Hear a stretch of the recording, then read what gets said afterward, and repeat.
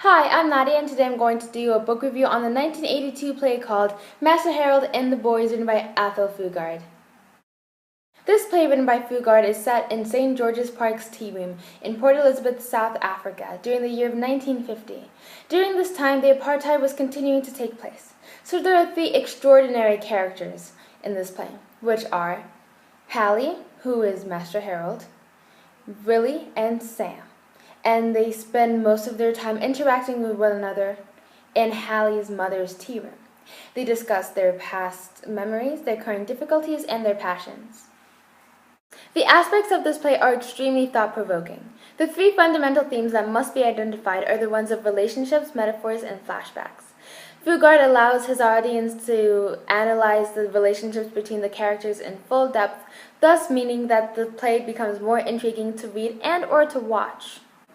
Metaphors in relation to the consequences and hardships of the apartheid are used numerous amount of times, and the flashbacks inserted into this piece of literature help the spectators comprehend the complex relationship Willie, Sam, and Hallie have.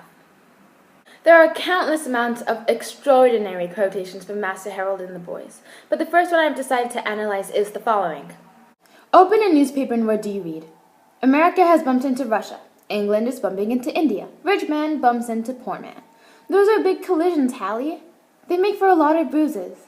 People get hurt and all that bumping, and we're sick and tired of it now. The deeper significance of this astonishing quotation is we must reevaluate our steps in order for us not to collide into one another on the dance floor without any injuries. There is a common antagonist on the dance floor here, and this is the apartheid. The apartheid, who has been personified throughout the whole play, teaches a certain amount of dancers the wrong steps, but those dancers must acknowledge that they're not being taught the correct moves.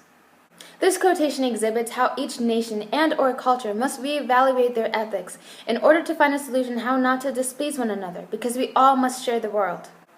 The final quotation is, "A long time ago I promised myself I was going to try to do something, but you've just shown me, Master Harold, that I've failed." This quotation symbolizes the end of the father-son relationship between Sam and Hallie. After participating in a heated dispute where Hallie was being disrespectful towards Sam, it escalated to where Sam was spat in the face by Hallie. Since Hallie has been a child, Sam has become his fatherly figure since his biological father was a severe alcoholic. Although Hallie is 16 years of age, he maintains power and authority due to his gender and his white complexion, which is the largest advantage of living under the apartheid system. He is given permission to conduct disrespectful behavior towards Willie and Sam, men in their 40s, but have very little say due to their pigment. Master Harold and the Boys may have been based on a delicate topic. Its content may offend others, but I definitely recommend it to those who are keen on discovering the perspectives of those who lived in South Africa during one of its most miserable time periods, the apartheid.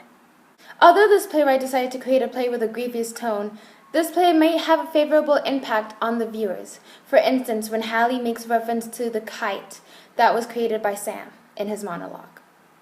In this following quotation, Hallie states the materials used in order to create the kite. "Tomato box wood and brown paper, flour and water for glue, 2 of my mother's old stockings for a tail, and then all those bits and pieces of string you made me to tie together so that we could fly it." The kite was also used as a metaphor against the apartheid. The kite was constructed with materials of poor quality, but was still able to successfully fly. What this quotation signifies is that even though you have a lower advantage than those who are supposed to be superior to you, you are still capable in achieving your goals and becoming equally as successful as them.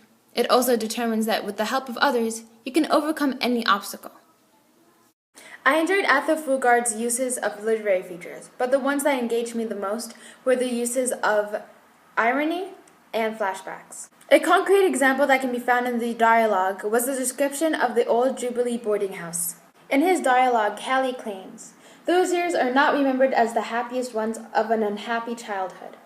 The fact that the definition of Jubilee is usually associated with joyfulness makes this setting and flashback ironic due to the fact that Hallie grew up in conditions where he was surrounded by people who had inappropriate behaviors, such as the behaviors of sailors and prostitutes. In conclusion, this is a play that contains many literary features, such as personification, metaphors, irony, and flashbacks.